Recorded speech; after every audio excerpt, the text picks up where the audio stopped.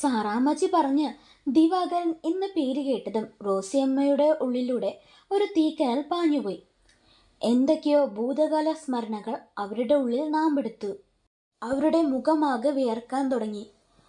കണ്ണിൽ ഇരുട്ട് കയറുന്ന പോലെയൊക്കെ തോന്നി അവർക്ക്. ആകെ ഒരു അസ്വസ്ഥത. സാറാ, ഞാനിപ്പോൾ വരാം എന്നു പറഞ്ഞ് റോസിയമ്മ ഹാളിലേക്ക് പോയി. റോസിയമ്മയുടെ കണ്ണിൽ നിന്ന് കണ്ണുനീർ ഒഴുകാൻ തുടങ്ങിയിരുന്നു.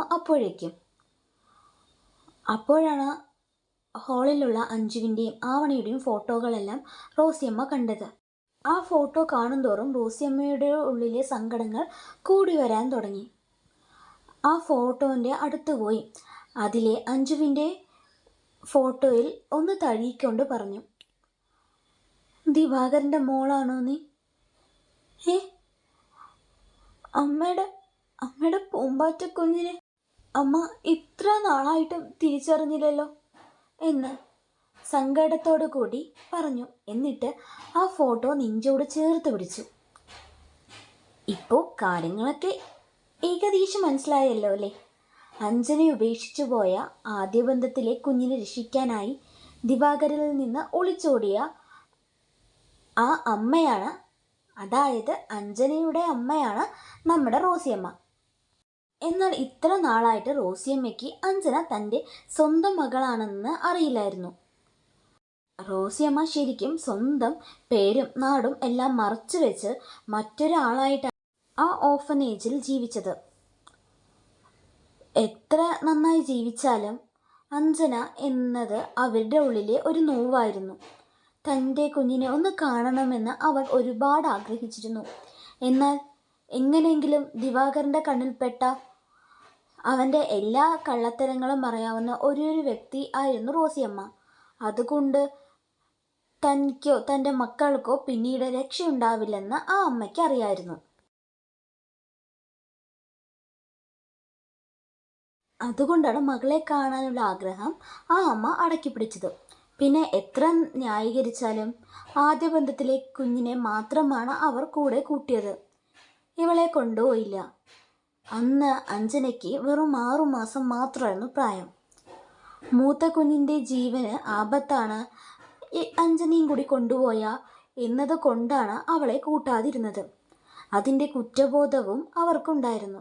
കുഞ്ഞുനാളിലെ അവളുടെ മുഖവും കളിച്ചിരിയും എല്ലാം ഓർത്ത് നീറിപ്പുകയുകയായിരുന്നു ആ അമ്മ മനസ്സ്. ഇതേ സമയം മറ്റൊരിടത്ത് ഒരു ബെഡിൽ പരസ്പരം കെട്ടിപ്പിടിച്ചുകൊണ്ട് ഉറങ്ങുകയായിരുന്നു ദീപക്കും അഞ്ജനയും. കുറേ നേരത്തെ ഉറക്കത്തിന് ശേഷം അഞ്ജന മെല്ലെ കണ്ണു തുറന്നു. അപ്പോൾ കണ്ടത് തൻ്റെ പാതി നഗ്നമായ ശരീരത്തിൻ്റെ ചൂടുപറ്റി ഒരു കുഞ്ഞിനെ പോലെ തന്നോട് ചേർന്ന് കിടക്കുന്ന ദീപക്കിനെയായിരുന്നു. അവനെ കാണുന്തോറും ഇന്നലെ നടന്ന സംഭവങ്ങൾ എല്ലാം അവളുടെ ഓർമ്മയിലേക്ക് വന്നു. അവൻ അവളെ രക്ഷിച്ചത്, അവൻ്റെ യഥാർത്ഥ സ്നേഹം അവൾ യാതൊരു മടിയുമില്ലാതെ അംഗീകരിച്ചത്, പരസ്പരം ശരീരം കൊണ്ടും മനസ്സുകൊണ്ടും ഒന്നായത്, അങ്ങനെയെല്ലാം അവർ സ്നേഹിച്ച നിമിഷങ്ങളെക്കുറിച്ച് ഓർക്കവേ അവളുടെ കവൾ നാണത്താൽ തൊടുത്തു. അവളുടെ ചുണ്ടിൽ ഒരു മനോഹരമായ പുഞ്ചിരി വിടർന്നു. അവൾ തന്നോട് ചേർന്ന് കിടക്കുന്ന അവനെ അവളുടെ മാറോട് ചേർത്ത് പിടിച്ച് അവൻ്റെ നെറ്റിയിലൊരു ഉമ്മ കൊടുത്തു. ആ ചുംബനത്തിൻ്റെ ശക്തി കൊണ്ട് അവൻ മെല്ലെ അവൻ്റെ കണ്ണു തുറന്നു. മനോഹരമായ ഒരു കുഞ്ഞു പുഞ്ചിരി അവൾക്ക് സമ്മാനിച്ചു. എന്നിട്ട് കൂടുതൽ അവളോട് ചേർന്ന് കിടന്നു. കുറേ നേരം അവൾ അവനെ നോക്കിക്കൊണ്ട് കിടന്നു. പക്ഷെ ഇനി ഇങ്ങനെ കിടന്നാൽ ശരിയാവില്ല. അവൾക്ക് ഒരുപാട് ജോലികൾ ചെയ്യാനുണ്ടായിരുന്നു എന്ന കാര്യം അവൾക്ക് ഓർമ്മ വന്നു. ഡാ ചെക്ക, എഴുന്നേറ്റ്, എനിക്ക് ഒരുപാട് പണിയുണ്ട്. ഇങ്ങനെ കിടന്നാൽ ഒരു പണിയും ആവില്ല, അവൾ പറഞ്ഞു. ഇന്നും ഒരു പണിയും വേണ്ട, ഇനി നമുക്ക് ഇങ്ങനെ കിടക്കാം. അയ്യടാ, എന്താ മോൻ്റെ പൂതി? പൂതിയൊക്കെ ഇന്നലെ തീർന്നു, ദീപക് ഒരു കള്ളച്ചിരിയോടെ അഞ്ജനയെ നോക്കിക്കൊണ്ട് പറഞ്ഞു. അവൻ ഉദ്ദേശിച്ചത് എന്തെന്ന് അവൾക്ക് മനസ്സിലായി. അവൾ അവനെ കൂർപ്പിച്ച് നോക്കി. അതിന് ദീപക് ഒന്ന് ഇളിച്ച് കാണിച്ചു. എന്നിട്ട് പറഞ്ഞു, എഴുന്നേക്കണമെന്ന് നിർബന്ധമാണോ? നിർബന്ധ, എഴുന്നേക്ക്. അവൾ വീണ്ടും പറഞ്ഞപ്പോൾ ഇനി വാശി കാണിച്ച രക്ഷയില്ലെന്ന് അവനറിയാം. കൂടുതലായാൽ റൊമാൻറ്റിക് മൂഡ് പോയി കലിപ്പ് മൂഡാവും. അതുകൊണ്ട് ദീപക് മെല്ലെ എഴുന്നേറ്റു അവളിൽ നിന്ന്. അവൻ എഴുന്നേറ്റതും അവൾ മെല്ലെ പുതപ്പെടുത്ത് ശരീരം മൂടി ബാത്റൂമിലേക്ക് പോയി ഫ്രഷായി വന്നു. അപ്പോഴേക്കും ദീപക്കും ഡ്രസ്സൊക്കെ ചേഞ്ച് ചെയ്തിട്ടുണ്ടായിരുന്നു. ദീപക് പുറകിലൂടെ പോയി അവളെ കെട്ടിപ്പിടിച്ച് അവളുടെ ഷോൾഡറിൽ മുഖം വെച്ച് രസിക്കൊണ്ട് ചോദിച്ചു, അഞ്ജോസേ, ഇന്നെന്താടാ പരിപാടി? നമുക്ക് ഒരു സിനിമയ്ക്ക് പോയാലോ? അവൻ ചോദിച്ചു. സിനിമയ്ക്കോ? ഞാനൊന്നുമില്ല. കുസൃതി ചിരി ഉള്ളിൽ ഒളിപ്പിച്ചുകൊണ്ട് അവൾ പറഞ്ഞു. അതെന്താ, നമുക്ക് പോവാം പ്ലീസ്. മുത്തല്ലേ? അയ്യടാ, കൊഞ്ചുവാണല്ലോ ചെക്കൻ. അതെ, ഞാൻ കൊഞ്ചും, സ്നേഹിക്കും, കടിക്കും, മാന്തും. എൻ്റെ പെണ്ണിനോടല്ലേ. എത്ര കാലത്തെ കാത്തിരിപ്പാന്നറിയോ? അവൻ പറഞ്ഞത് കേട്ടത് അഞ്ജു അത്ര നേരം അടക്കി പിടിച്ച ആ പുഞ്ചിരി പുറത്തേക്ക് വിട്ടു. അത് കണ്ടപ്പോൾ ദീപകിനും സന്തോഷമായി. അപ്പോൾ തനിക്ക് ഓക്കെ ആണല്ലേ? താങ്ക്സ് ഡി ചക്കരെ എന്ന് പറഞ്ഞ് അവളുടെ കവളിൽ ഒരു ഉമ്മ കൊടുത്തു. ഞാനേ ഇപ്പോൾ തന്നെ ടിക്കറ്റ് ബുക്ക് ചെയ്യാം, ദീപക് അഞ്ജുവിനോട് പറഞ്ഞു. ആ എന്നാൽ ശരി, ഞാൻ ഇപ്പോൾ തന്നെ ഹൗസിനെ വിളിക്കാം എന്ന് പറഞ്ഞു പെട്ടെന്ന് അഞ്ജന നിർത്തി. ഇത്ര നേരം സന്തോഷമുണ്ടായിരുന്ന രണ്ടാളുടെ മുഖത്ത് സങ്കടങ്ങൾ വന്നു. കാരണം അവർക്ക് രണ്ടാൾക്കും നല്ലോണം മിസ് ചെയ്യുന്നുണ്ടായിരുന്നു ആവണിയെ. എപ്പോഴും ഒരുമിച്ച് പോകുന്ന ആ ശീലത്തിൻ്റെ പേരിലാണ് പെട്ടെന്ന് അഞ്ജുവിൻ്റെ വായിൽ നിന്ന് ആ പേര് വന്നത്. അവർ രണ്ടാളും പരസ്പരം നോക്കി. നമ്മുടെ ആവണിയെ ചതിച്ചൂലേ? ദീപക് ചോദിച്ചു. അഞ്ജന അതിന് ഒന്ന് പുഞ്ചിരിച്ചു. എന്നിട്ട് പറഞ്ഞു, അതേടാ, ചതിച്ചു. പക്ഷേ അത് നീയല്ല, ഞാനാ. വിശ്വസിച്ച് ആ പാവത്തെ വഞ്ചിച്ചു. നിനക്കറിയോ, അവൾ എനിക്ക് ബെസ്റ്റ് ഫ്രണ്ട് മാത്രമല്ല, എൻ്റെ ഒരു സിസ്റ്ററിനെ പോലെയായിരുന്നു.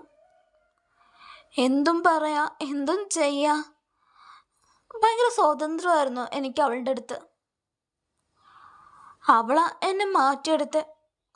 അവൾ നല്ല കുട്ടിയാടാ. എനിക്കൊന്നും ഒരിക്കലും അവളെപ്പോലെ ആവാൻ പറ്റില്ല. എല്ലാവരോടും സ്നേഹവും എല്ലാവരോടും വിശ്വാസവും കരുതലും ഒക്കെ ഉണ്ട്. അവളെ ഏറ്റവും കൂടുതൽ സ്നേഹിച്ചതും വിശ്വസിച്ചതും അവളുടെ പ്രിയ കൂട്ടുകാരിയായ എന്നെയാ. ഞാൻ തന്നെയാ അവളെ. എന്നെക്കാൾ ഒരു 1.5 വയസ്സ് മൂത്തത് അവൾ. അതുകൊണ്ട് അവൾക്ക് ശരിക്കും ഞാൻ അനിയത്തിയായിരുന്നു. അതാ അവൾ എന്നെ ഇത്രത്തോളം വിശ്വസിച്ചത്. നിനക്കറിയോ, ഡേവിഡിൽ നിന്ന് ഞാൻ അവളെ അകറ്റാനായിട്ട് എനിക്ക് അവനോട് ക്രഷ് ഉണ്ടെന്നൊക്കെ പറഞ്ഞു. ആ സമയം എനിക്ക് വേണ്ടിയിട്ട് അവൾ അവളുടെ പ്രണയം വേണ്ടെന്ന് വെക്കാൻ തീരുമാനിച്ചു. ഇതൊക്കെ എനിക്ക് വേണ്ടി ചെയ്തിട്ടും ഞാൻ അവളെ ചതിച്ചില്ലേ?